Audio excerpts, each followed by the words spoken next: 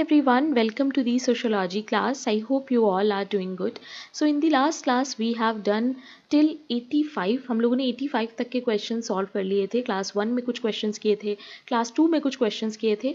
अभी हम लोग 2015 का पेपर सॉल्व कर रहे हैं. इस सीरीज़ में 2015 से लेके 2025 तक जितने भी नेट के पेपर हैं सोशोलॉजी के, वो आपको यहाँ पे मिलेंगे. ठीक है.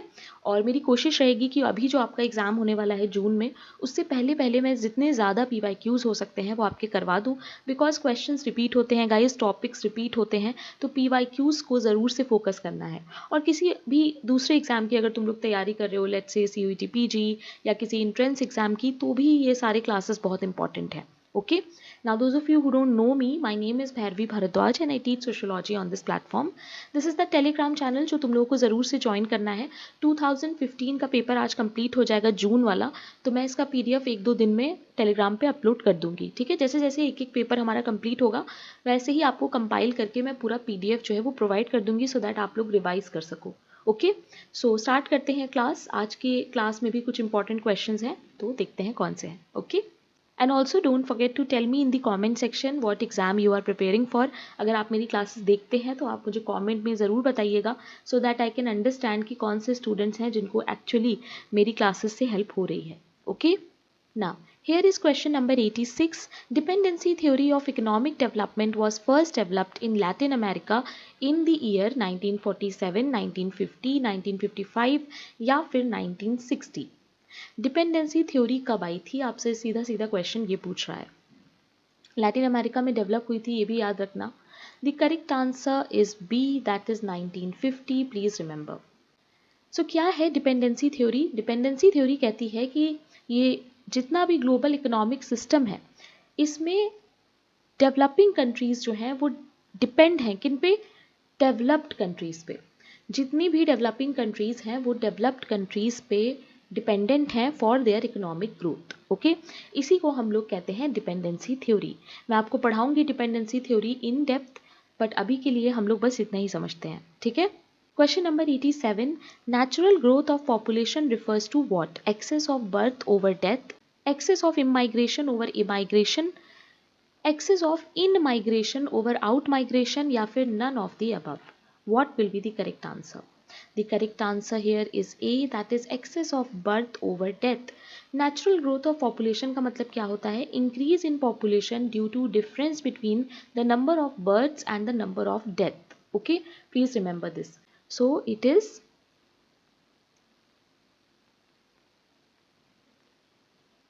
मैं लिख देती हूँ what I just said, so that when you guys will read the PDF तो आप लोगों को याद आ जाएगा. ठीक है. मैंने क्या बोला था? Increase in population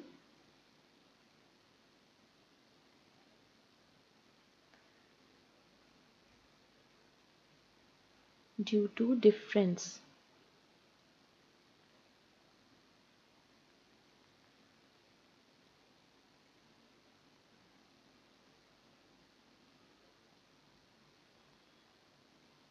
number of birth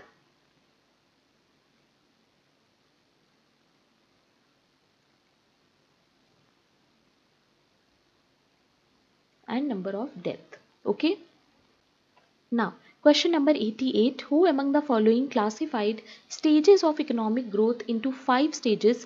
Traditional society, preconditions for takeoff, drive to maturity and maturity. 5 stages of economic growth के बारे में किसने बात की है? Walt Rostow, Max Weber, Karl Marx या फिर A.G. Frank. What will be the correct answer? The correct answer is A, that is Walt Rostow. Please remember. ये थ्योरी मैं आपको पढ़ाऊंगी बहुत जल्द शॉर्ट क्लास में, क्योंकि ये बहुत इंपॉर्टेंट है और नेट के लिए तो बहुत ही ज़्यादा इंपॉर्टेंट है. तो यूनिट वाइज जो क्लासेस हम लोग कर रहे हैं ना, उसमें इस टॉपिक को मैं आपको पढ़ाऊंगी. ठीक है. ये वाली थ्योरी हमें ये बताती है कि कैसे डेवलपमेंट जो है वो यूनिवर्सल है, एक लीनियर पाथ है जिसपे चल के कोई भी कंट्री जो है वो पॉवर्टी से प्रॉस्पेरिटी की तरफ जा सकती है. ठीक है. ये जो रॉस्टो थे, he was deeply influenced by the stories of western Europe, US, Japan, ये सब. तो मैं आपको पढ़ाऊंगी, ये बहुत इंटरेस्टिंग थ्योरी है. ओके. यहाँ पर देखो सारे इसके जो 5 स्टेजेस हैं उनके नेम लिखे हैं, ये आपको अभी याद करने हैं, क्योंकि एग्जाम में आपसे इसमें से कोई भी स्टेज पूछ सकते हैं और ये भी कह सकते हैं कि कौन सी स्टेज है जिसके बारे में लेट्स से रॉस्टो ने नहीं बोला है, राइट। सो इस तरह के क्वेश्चंस फैक्ट बेस्ड आते हैं, तो प्लीज़ ये स्टेजेस याद रखना। मैं जब पढ़ाऊंगी इसको क्लास में तो तुम लोगों को ये टॉपिक ज़्यादा समझ में आएगा, ठीक है। शॉर्ट क्लास में हम लोग इसको कवर करेंगे ना।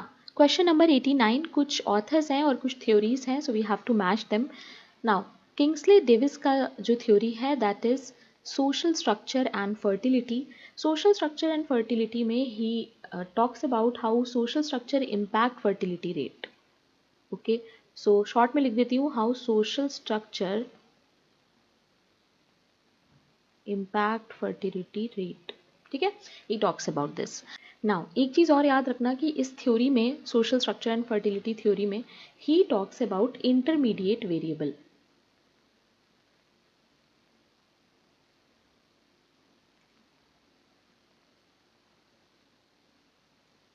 ठीक है, क्या है ये इंटरमीडिएट वेरिएबल? इंटरमीडिएट वेरिएबल का मतलब है जो फर्टिलिटी को एक्चुअली अफेक्ट करते हैं, ठीक है, जैसे मैरिज हो गया, ठीक है, और क्या हो सकता है, कॉन्ट्रासेप्शन हो गया,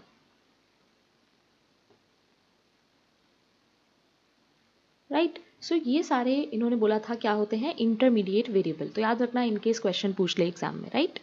नाउ कार्डवेल ने बात करी है वेल्थ फ्लो थ्योरी के बारे में। नाउ वेल्थ फ्लो थ्योरी क्या है? This theory came in 1970s। Okay, 1970s की थ्योरी है ये, और ये इसमें बताते हैं कि कैसे सोसाइटीज में people have large families so that those offsprings provide wealth to their parents. तो बच्चे ज़्यादा होंगे तो हमारे पास वेल्थ ज़्यादा होगी। So that is what is wealth flow theory is all about, right. So अगर हम इसको बहुत शॉर्ट में याद करना चाहें तो हम कह सकते हैं रिलेशनशिप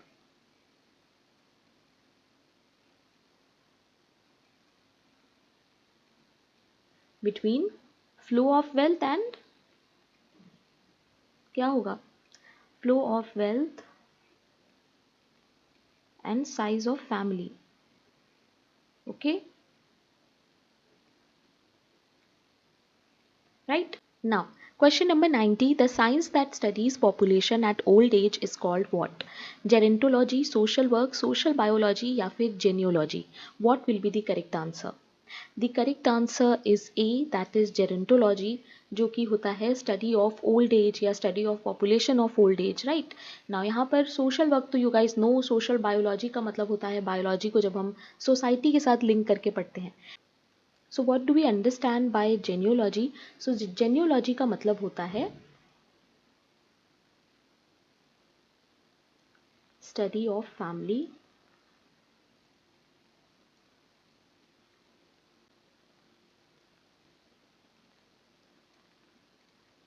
family ancestries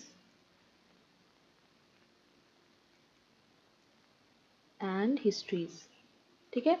फैमिली के एंसेस्ट्री की जब हम स्टडी करते हैं उसको हम लोग कहते हैं genealogy. Okay guys, please remember. Question number 91. There are two statements given below and you have to choose the correct answer. Assertion reasoning है, तो जब भी assertion reasoning आता है तो हमें reason के पहले because लगाना होता है। देखो, gender relation refer to relative position of men and women and their relation as socially constructed because feminine and masculine qualities are faced through the history of social relation. क्या मतलब है इसका? इसका मतलब है कि जो gender relations होते हैं, ठीक है, men और women के, वो socially constructed होते हैं, right.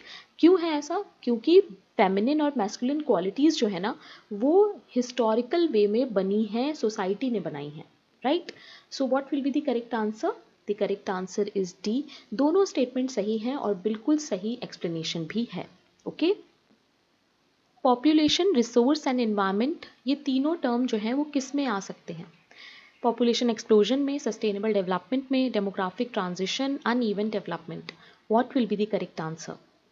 The correct answer here is C, that is sustainable development. देखो, पॉपुलेशन एक्सप्लोजन नहीं होगा क्योंकि इसका मतलब होता है rapid and excessive population growth, right. Demographic transition भी नहीं होगा क्योंकि ये हमें बताता है कि कैसे पॉपुलेशन ओवर टाइम चेंज हो रही है ना। नेक्स्ट इज अनइवन डेवलपमेंट, तो ये भी नहीं हो सकता है क्योंकि यहाँ पर इन्वायरमेंट की भी बात हुई है। सस्टेनेबल डेवलपमेंट ही यहाँ पे है जो इन्वायरमेंट की भी बात करता है, right. Question number 93 assertion reasoning question देखो, advancement in information and communication technologies have deepened the digital divide among the women because urban women are making effective use of ICT for dissemination, advocacy and e-commerce which rural women do not have access to ICT. What will be the correct answer? The correct answer here is C. दोनों statement सही है और इसका correct explanation है। क्यों? देखो, advancement जो हो रहा है इंफॉर्मेशन का, कम्युनिकेशन का, उसकी वजह से वुमेन के बीच में एक डिजिटल डिवाइड हमें देखने को मिलता है बिकॉज अर्बन वुमेन्स जो हैं उनको आईसीटी ईजिली अवेलेबल हो जाता है, बट जो रूरल वुमेन है उनको जल्दी एक्सेस नहीं मिल पाता है। So that is why the correct answer will be C. Okay, I hope you guys understood. किसी भी क्वेश्चन में कोई प्रॉब्लम होगी please let me know in the comment section. Okay, I will immediately solve your doubt. Now question number 94, कुछ important concepts दिए हैं और हमें इन्हें मैच करना है। फोकस्ड इंटरैक्शन के बारे में बात कौन करता है? सो गॉफमैन बात करते हैं, बिल्कुल सही है। रिफ्लेक्सिव एक्शन और इंटरैक्शन के बारे में बात कौन करता है? सो इट इज एल्फ्रेड शुट्ज, ये भी बिल्कुल ठीक है। Communicative action is given by Habermas and de-institutionalization is by Luckman. Now all these terms I will explain you in keyword series. बहुत जल्दी मैं एक सीरीज स्टार्ट करने वाली हूँ, that is keyword series. इस तरह से जो भी concepts and authors होते हैं ना, उसमें कुछ keywords होते हैं, तो इन सारे keywords को मैं आपको वहाँ पे explain करूँगी शॉर्ट वीडियोज़ में। ज़्यादा देखो लंबी क्लास मुझे नहीं समझ में आती है, and the reason why I don't take live class is also this, क्योंकि लाइव क्लास में टाइम बहुत वेस्ट होता है, चैट्स पढ़नी होती हैं, रिप्लाईज करने होते हैं, बहुत सारे स्टूडेंट्स स्पैमिंग करते हैं उसमें, है ना, बीच बीच में कोई कॉल आ गया तो डिस्ट्रैक्शन, या कई बार मैंने देखा है ऐसी क्लासेस भी होती हैं जहाँ टीचर ही 5 मिनट बाद आ रहा है। सो ये सब जो है ना, ये सब टैक्टिक्स होते हैं अपने वीडियो को बड़ा करने के। I will be really honest with you guys. होता क्या है, ये जितने भी इंस्टीट्यूट के आप लोग क्लासेस देखते हैं उसमें क्या होता है कि इतना छोटे से टॉपिक को इतना खींच के पढ़ाया जाता है सो दैट उनको व्यूज़ मिले, उनको वो वॉच आवर मिले, टाइम मिले, सो दैट उसका उनको पैसा ज़्यादा मिले। बट यहाँ पर स्टूडेंट्स का क्या होता है, स्टूडेंट्स का टाइम वेस्ट होता है। So I will really suggest कि अगर आपको 2 घंटे लगा के ही कोई टॉपिक पढ़ना है ना, तो आप प्लीज़ बुक पढ़ लो। 2 घंटे सिर्फ टीचर की बात सुन के पढ़ना वो इतना फ्रूटफुल नहीं होगा जितना 2 घंटे बुक बैठ के पढ़ लोगे। ठीक है, क्लासेस वही देखा करो जो मैक्स टू मैक्स 30 मिनट्स की हों, जिन्होंने शॉर्ट करके अपने कंटेंट को पढ़ाया हुआ है, बस उनकी क्लासेस ही फॉलो करो, बिकॉज वो ही एग्जाम में अल्टीमेटली हेल्प करती हैं। अगर खुद से 2-2 3-3 घंटे लगा के पढ़ना है ना, तो वो खुद ही पढ़ लो, फिर वो टीचर की वहाँ पे ज़रूरत नहीं है, राइट। सो इसीलिए मैं लाइव क्लास नहीं लेती हूँ, क्योंकि live class are actually scam, वहाँ पे टाइम वेस्ट होता है, दैट्स इट। और उसकी स्पीड भी आप नहीं बढ़ा सकते हैं, 2x की स्पीड पे भी आप लाइव क्लास को नहीं देख सकते हैं। So you are understanding how these things happen. चलो कोई बात नहीं, मेरा काम है तुम लोग को बताना, बाकी you guys are smart anyway. So the correct answer here is A. यहाँ पर जो करेक्ट आंसर है वो है ए। ओके, ये सारे कीवर्ड्स हैं जो मैं आपको एक्सप्लेन करूंगी बहुत शॉर्ट में with examples. Okay, Question number 95. Who is the author of the book Tribe Caste Nation? Tribe Caste Nation is a very famous book. Nesfield, F.G. Bailey, LP Vidyarthi या फिर Baden Powell? The correct answer is B, that is F G Bailey. Please remember, F G Bailey की बहुत famous book है ये और कई बार exams में आ चुकी है। नाउ क्वेश्चन नंबर 96, तो यहाँ पर कुछ फेमिनिस्ट थॉट है एंड एम्स हैं and we have to match them. Now थोड़ी सी मिस्टेक मुझसे यहाँ पे गाइस हो गई है कि मैंने ऑप्शंस ऐड नहीं किए हैं, बट कोई बात नहीं, हम लोग ऐसे ही मैच कर लेते हैं। प्लीज़ मेक श्योर कि आप ये सारे टॉपिक्स पढ़ो अपने एग्जाम के लिए, और फेमिनिज्म पे बहुत जल्द क्लास मैं बनाने वाली हूँ, सो हम लोग फेमिनिज्म को भी पढ़ेंगे, ठीक है। सो लिबरल फेमिनिज्म की अगर बात करें, it is all about bringing out reforms in the present practices without altering the existing structure. Okay, please remember, जो स्ट्रक्चर है उसको हम अल्टर नहीं करेंगे, नए रिफॉर्म लाएंगे, that is liberal feminism. Okay, socialist feminism की अगर हम बात करें तो it is about addressing multiple system of operation जैसे कास्ट, क्लास, जेंडर। रेडिकल की अगर हम बात करें तो it is about reordering of society, यानी पूरी तरीके से ट्रांसफॉर्म करना सोसाइटी को। और पोस्ट मॉडर्न फेमिनिज्म जो है that is deconstruction of existing structure. Now you all know, मैंने आपको अभी जाक डेरिडा पढ़ाया था, जहाँ पर मैंने बार बार गलती से जैकिस डेरिडा बोला है, so I am very sorry about it. वो जाक डेरिडा है एक्चुअली। सो देखो, इंग्लिश लिटरेचर में जब इन सब थिंकर्स को पढ़ते हैं ना, तो बोलने का थोड़ा सा तरीका चेंज हो जाता है, बट कोई बात नहीं, मुझे भी बाद में ही पता चला। सो जैकिस डेरिडा नहीं है, वो जाक डेरिडा है, और वहाँ पर मैंने आपको डीकंस्ट्रक्शन का कॉन्सेप्ट पढ़ाया है। तो पोस्ट मॉडर्न से रिलेटेड आ रहा है तो जाहिर सी बात है डीकंस्ट्रक्शन होगा, right. So the correct answer will be this. And अगर ये क्वेश्चन कहीं मिलेगा तो देख लेना उसका जो आंसर होगा वो बी होगा, ठीक है। So please remember. Now, question number 97, which of the following is not the function of National Commission for Women? इसमें से कौन सा है जो National Commission for Women का function नहीं है? Compilation of data on women's issue, policy review for women development, review of policies and legislation concerning women, investigating the discrimination against women if reported. What will be the correct answer? The correct answer is A, that is compilation of data on women issue. ये काम national commission of women का नहीं होता है, okay, please remember. Question number 98, assertion है, reason है, and we have to match them. Internet is likely to have wider repercussions in comparison to traditional crimes because in traditional crimes only two parties were involved, directly present in the scene, but in cyber crime more number of people may be affected. So internet crimes जो होते हैं उनमें ज़्यादा हमें उनका ज़्यादा effect देखने को मिलता है, क्योंकि वो ट्रेडिशनल क्राइम से अगर कंपेयर करो तो उसमें ज़्यादा पार्टीज इन्वॉल्व हो सकती हैं, राइट। सो ये बिल्कुल सही बात है। The correct answer will be D, that means दोनों स्टेटमेंट सही हैं और ये इसका सही एकदम correct you can say reason भी है, right. Question number 99, which one of the following is not the problem of urban slums? Urban slums का इसमें से प्रॉब्लम कौन सा नहीं है? Inadequate water supply, poverty, white collar crime, overcrowding of dwelling units. What will be the correct answer? Urban slums का इसमें से कौन सा प्रॉब्लम नहीं होगा? So the correct answer is 3, that is white collar crime. White collar crime दिया है Sutherland ने, I hope you guys remember. कई बार ये क्वेश्चन जो है वो रिपीट हो चुका है, राइट। सो अर्बन स्लम में व्हाइट कॉलर क्राइम नहीं होता है, बाकी सारे बिल्कुल सही प्रॉब्लम्स हैं, okay.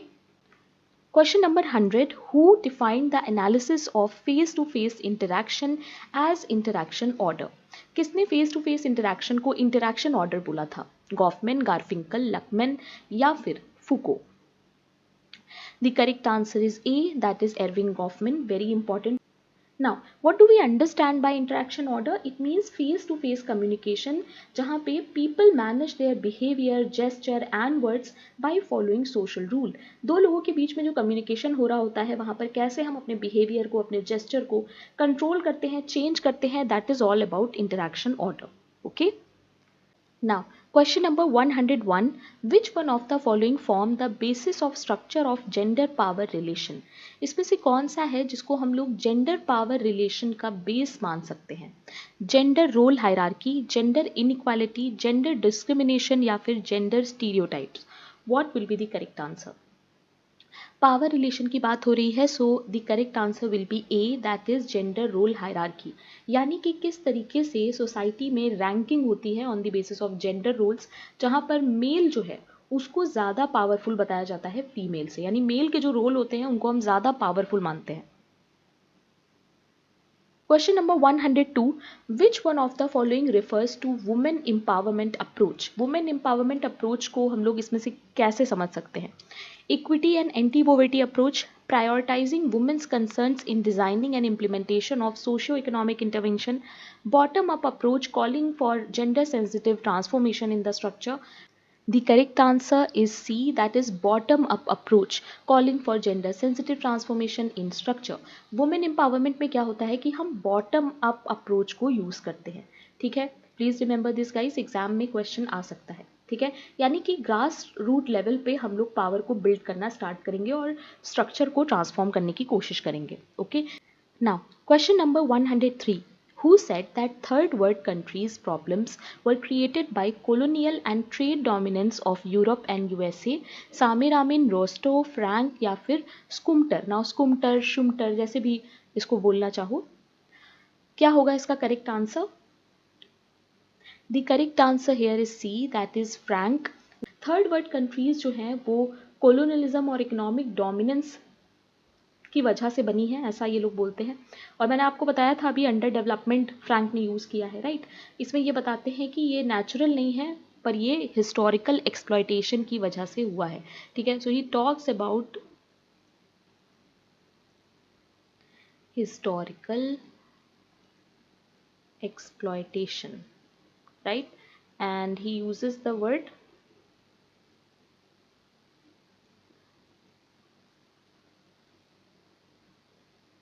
under development, right? Now, question number 104, which one of the following statement is not true about automation? So automation से question है. So automation का मतलब क्या होता है? automation का मतलब होता है machines का बढ़ जाना. सारे टास्क जब मशीन करने लगती है, ऑटोमेटिक चीजें होने लगती हैं, दैट इज ऑटोमेशन, राइट? सो क्या चीज है जो ऑटोमेशन के बारे में गलत है? क्या चीज़ है जो ऑटोमेशन के बारे में सही नहीं है? इट रिड्यूसेस एलियनेशन, एलियनेशन को कम करता है, कॉन्फ्लिक्ट को इंक्रीज करता है, वर्कर और मैनेजमेंट के बीच का जो कॉन्फ्लिक्ट है उसको बढ़ाता है, leads to decline in class consciousness, या फिर इन्हांसेस इंटरडिपेंडेंस. ना यहाँ पर थोड़ा सा डाउट था इस क्वेश्चन में गाइस, बिकॉज जो आपका आंसर की है, आई थिंक उसमें आंसर बी दिया हुआ था, I don't know why, but I think as per my knowledge I think the correct answer should be A, क्योंकि ऑटोमेशन से क्या होता है कि एलियनेशन और बढ़ता है.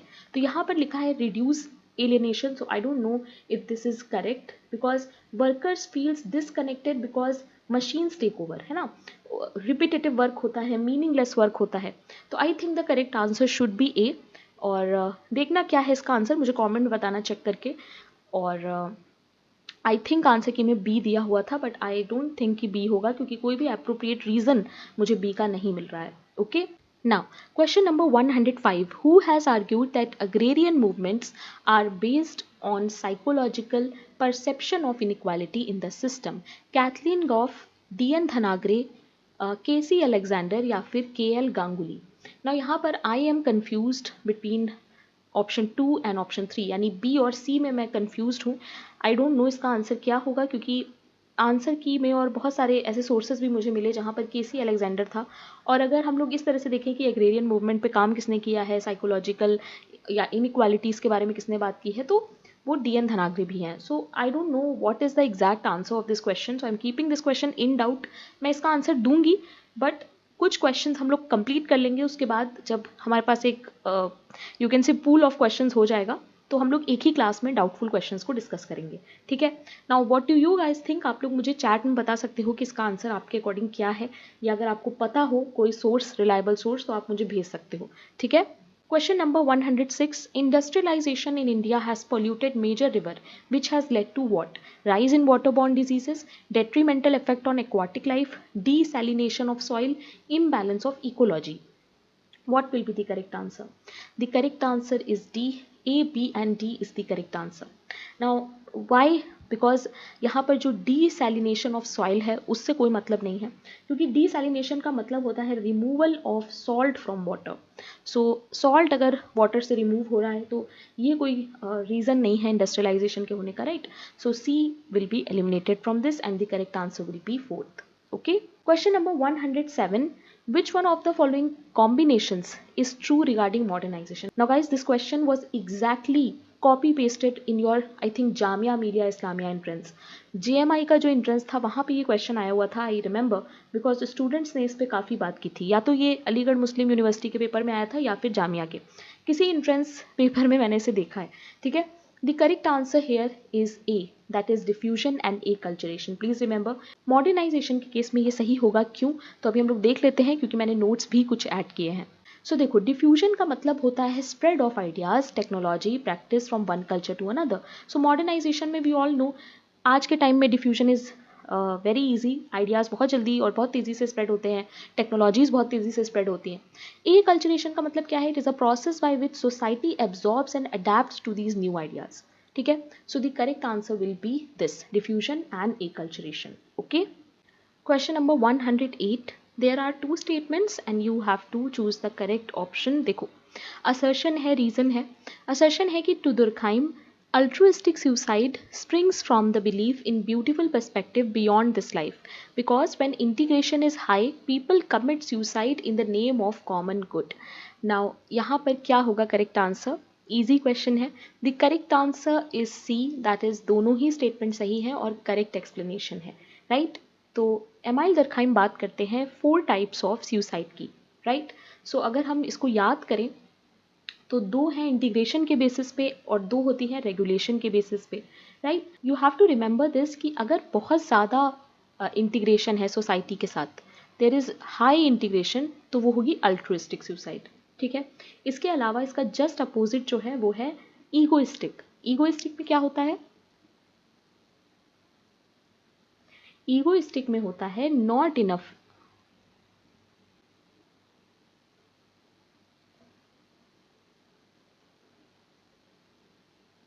ठीक है, नॉट इनफ इंटीग्रेशन। नेक्स्ट दो और तरह की ये बात करते हैं which are related to your regulation, right. So regulation के बेसिस पे दो हैं, अनोमिक और कौन सी है, फेटलिस्टिक, राइट। अनोमिक की अगर हम बात करें तो अनोमिक में नॉट इनफ रेगुलेशन, सोसाइटी में रेगुलेशन जब कम होगा तो लोग अनोमिक सुसाइड करेंगे, ओके। फेटलिस्टिक में क्या होगा, टू मच रेगुलेशन, बहुत ज्यादा regulation, okay guys please remember. In depth में मैंने ऑलरेडी चैनल पे पढ़ाया है, अगर आपको नहीं पता है इसके बारे में कुछ भी तो प्लीज़ वो वीडियो देखो, यूनिट 1 का जो प्लेलिस्ट है उसमें वो वीडियो मिल जाएगा, please watch that, okay. Question number 109, who has studied modernising effect of higher education in India? Yogendra Singh, IP Desai, AR Desai, SL Sharma. सो ये इस तरह के क्वेश्चन जो अनकॉमन होते हैं, ऐसे थिंकर्स जो आपने कभी जिनका नाम नहीं सुना, इनको आपको इसी PYQ के थ्रू करना होगा क्योंकि ये रिपीट होते हैं, ठीक है। These are those kind of questions जहाँ पे आप कितना भी प्रिपेयर करो ऐसे क्वेश्चंस कोई प्रिडिक्ट नहीं कर सकता, okay. The correct answer here is C, please remember it is SL Sharma, okay. Now question number 110, assertion and reason. So देखो, deviant subculture is a response to poverty, lack of opportunity and problem of unemployment because social conditions of groups concerned encourage the formation of deviant subculture. So what will be the correct answer? The correct answer is B। बिल्कुल सही बात है, ये जो deviant सब culture होता है ना, ये क्यों होता है? पॉवर्टी की वजह से हो सकता है, लैक ऑफ अपॉर्चुनिटी की वजह से होता है, प्रॉब्लम ऑफ अनएम्प्लॉयमेंट की वजह से होता है। क्यों? बिकॉज सोशल कंडीशंस ऐसी होती हैं जो इन सब चीज़ों को इनकरेज करती हैं, right. So the correct answer will B B। Question number 111, which one of the following statement is not true about domestic violence? इसमें से कौन सा है जो domestic violence के लिए true नहीं है? It is a phenomena of the poor, it is a universal phenomena, it is not culture specific, it concerns both men and women. What will be the correct answer? The correct answer is A, that is it is a phenomena of poor, okay, please remember ये बिल्कुल गलत है।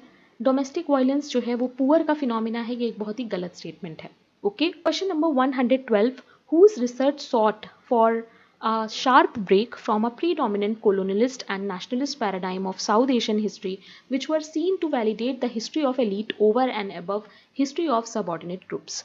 AR Desai, BR Ambedkar, David Hardiman या फिर Surjit Sinha. So here the correct answer is C, that is David Hardiman. Now many of you will not understand this question unless you read about David Hardiman. So give me some time, मैं David Hardiman पे एक class ज़रूर लूँगी क्योंकि जितने भी PYQs हम लोग कर रहे हैं उसमें से जो भी टॉपिक्स हमें पता चलेंगे हम लोग उनको चैनल पे ही डिस्कस करेंगे, ठीक है। So I will make some content for David Hardiman, give me some time, okay. यहाँ पर इस क्वेश्चन को मैं आपको एक्सप्लेन भी करूँगी तो आपको इतना समझ में नहीं आएगा, that is why we will do this in a proper class, okay. Question number 13, assertion reason question. Gender inequality is produced by unequal power relation because unequal power relations are produced by differences in personalities. Now personalities से लेना देना कुछ नहीं होता है power relations का, right? So यहाँ पर जो correct option होगा वो होगा A is true but B is false. Okay guys, please remember. Question number 114, कुछ कॉन्सेप्ट्स हैं, कुछ थिंकर्स हैं। अब इसमें से भी मैंने कुछ कॉन्सेप्ट्स अपने नोट्स में ऐड कर लिए हैं जिन पे मैं क्लास लूँगी, so don't worry. Cultural diversity की बात करते हैं DP Mukherjee, right. Social justice की बात करते हैं BR Ambedkar in context of Dalit and marginalized communities. Purity and pollution caste में हम लोग पढ़ते हैं लुई दूमो का कॉन्सेप्ट है। फ्रीडम मूवमेंट की बात करते हैं AR Desai, okay. So here the correct answer will B A, right? Question number 115, who has written edited the book Peasant and Peasant Society? This book is very important, बहुत बार ये book आ चुकी है। The correct answer is B, that is T. Shenin. Now ये सारे thinkers जो आपको दिख रहे हैं ना, इन सब thinkers को हम लोगों को रूरल सोशोलॉजी वाले यूनिट में पढ़ना होता है। रूरल सोसाइटी वाला जो आपका यूनिट है वहाँ पर ये सारे thinkers इंपॉर्टेंट हैं, ठीक है। Now you have to tell me in the comment section Eric Wolf ने क्या बोला था, क्या उनका इंपॉर्टेंट टॉपिक है, डैनियल थॉर्नर का क्या है, ये सब मैं आपको पढ़ाऊंगी, ठीक है। इस PYQ के through I am also getting an idea कि मुझे आपको एक्चुअली पढ़ाना क्या है, ठीक है। सो don't worry, just follow these PYQs thoroughly, सारे PYQs आप लोग अच्छे से लगाओ एंड मैं आपको ये सारी चीज़ें पढ़ाऊंगी भी।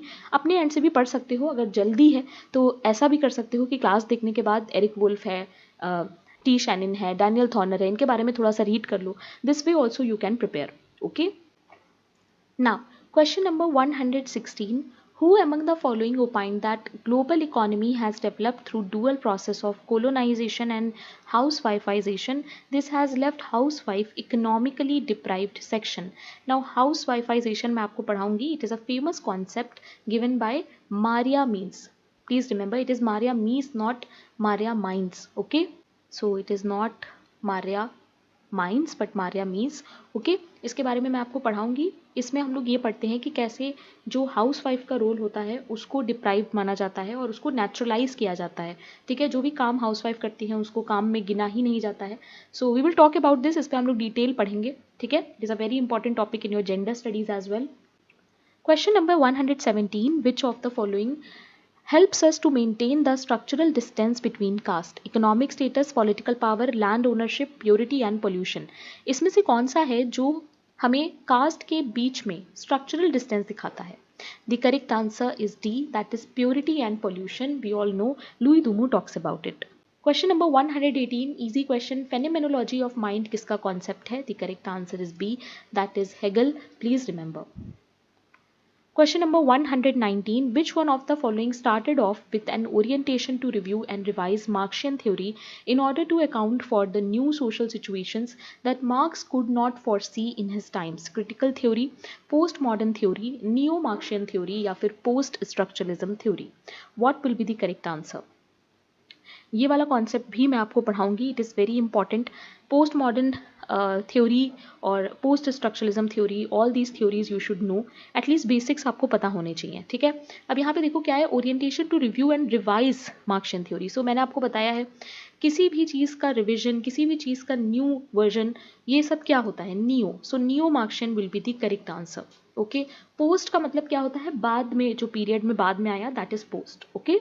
Now, question number 120. Who is the author of the book The Antimonies of Classical Thought? हाँ, इस तरह की बुक्स रिपीट होती हैं जो बहुत अनकॉमन होती हैं, ठीक है. किसकी बुक है ये? The correct answer is D. Please remember, it is Alexander. Okay, काफ़ी अनकॉमन बुक है तो एक बार ध्यान रखना, एग्जाम में आ सकती है. Question number 121. Which one of the following concept is not related to ethnomethodology? इसमें से कौन सा है जो एथनोमेथोडोलॉजी से रिलेटेड नहीं है? The correct answer is C, that is stock of knowledge at hand, जिसके बारे में एल्फ्रेड शुट्ज बात करते हैं, right. Now question number 122. BIMARU state का कॉन्सेप्ट किसका है? के श्रीनिवासन, JR रेले, चंद्रशेखर या फिर Ashish Bose? The correct answer is 3, that is Ashish Bose. So if we talk about BIMARU, so it is a Hindi term, okay. Please remember, ये एक हिंदी टर्म लिया है इन्होंने जिसका मतलब होता है सिक, ठीक है. इसमें ये कुछ स्टेट्स की बात करते हैं क्योंकि उनकी जो कंडीशन है वो अनडेवलप्ड है या यू कैन से अंडर डेवलप्ड है, ठीक है. तो यहाँ पर उन स्टेट्स के नाम आपके लिए बहुत इंपॉर्टेंट है, जिनमें से बी से है बिहार, देन MP यानी Madhya Pradesh, Rajasthan, right, UP, okay.